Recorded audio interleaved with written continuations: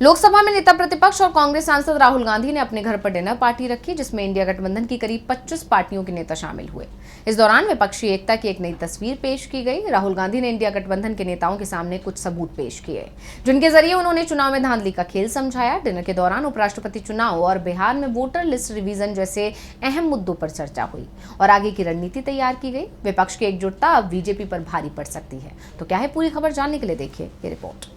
कांग्रेस सांसद राहुल गांधी के आवास पर एक डिनर मीटिंग का आयोजन किया गया, जिसमें विपक्ष की एकजुटता देखने को मिली। डिनर के दौरान उपराष्ट्रपति चुनाव और बिहार में वोटर लिस्ट रिवीजन जैसे अहम मुद्दों पर चर्चा हुई।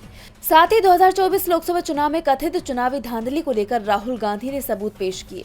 कांग्रेस सांसद राहुल गांधी ने इंडिया गठबंधन के नेताओं को वोट चोरी पर प्रेजेंटेशन दी।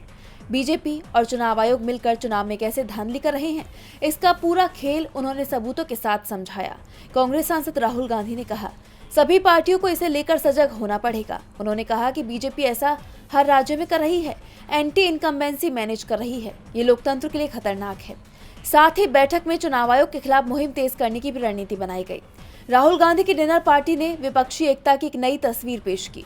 डिनर मीटिंग में इंडिया गठबंधन की करीब 25 पार्टियों के 50 से ज्यादा नेता शामिल हुए।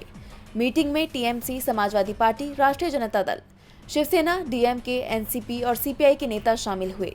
इंडिया गठबंधन के तमाम बड़े नेता एक छत के नीचे मिले और तस्वीरों में साफ झलक रहा था, चेहरों पर मुस्कान, दिलों में नरमी। साथ बैठकर खाना खाते नेताओं की बॉडी लैंग्वेज बता रही थी कि गठबंधन अब पहले से कई ज्यादा मजबूत है।